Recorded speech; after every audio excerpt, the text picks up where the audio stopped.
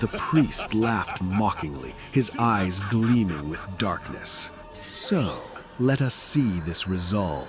Will you endure what is about to come now? The priest raised his hand, but suddenly, a devastating attack, a colossal wave of energy, crashed down on him like a mountain. The veil cleared, and Gohan finally appeared, brought by the Kaioshin, who had been hiding with Zeno beside him. Gohan shouted with determination, "Come on, Zeno, do what must be done.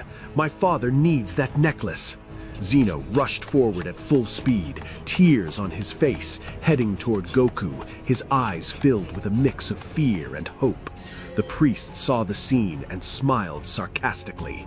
"I did not expect you to come this far, just to offer your deaths for free." Zeno reached Goku. Goku opened part of his eyes, writhing in pain, and said, "Please, stay away.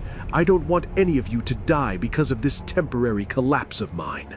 Zeno stayed beside him and said in his childlike voice, "I'm here for you. I won't leave you alone." Suddenly, the necklace ignited in Zeno's hand and began to rise gradually, emitting gentle, pure rays of light that cleansed Goku. The priest, despite his smile, felt tension as he watched the scene. Gohan stood firmly, whispering to himself, "I must buy time for my father, even if it costs me my life." His heart was clenched with fear for his father, yet he raised his hand and launched a devastating attack toward the priest, causing a violent explosion. The outcome was expected. The priest was unaffected. He said mockingly, "Well, I understand your plan. Buying time for your father. Such a very small trick before me. Your entire existence before me is nothing but an open book, and I am the author." Gohan did not retreat. He chose to attack,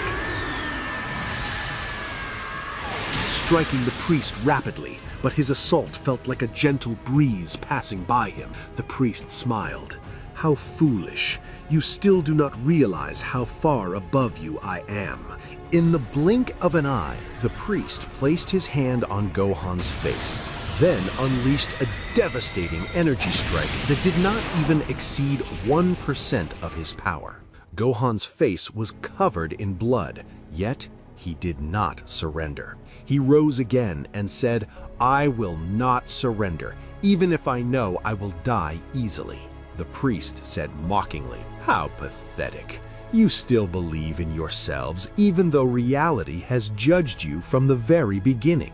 Gohan replied in a weak yet steady voice, "Then let reality bear witness until my final breath." He extended his hands and released an energy attack, charging it with everything he had left. To the priest, the energy was like the wind.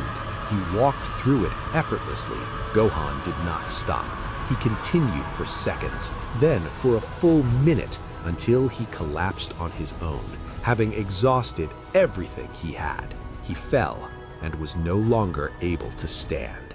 At that moment, the priest advanced with cold steps toward Goku, but a small body suddenly stood in front of him. Zeno. He raised his trembling hand, tears pouring endlessly. Memories of deception, pain, and the revealed truth all exploded within him. He screamed in a broken voice, "Stop!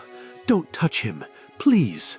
The priest stopped, looked at him, then smiled a cruel, twisted smile. How touching! A child trying to protect his broken hero. Is this all that remains of this existence?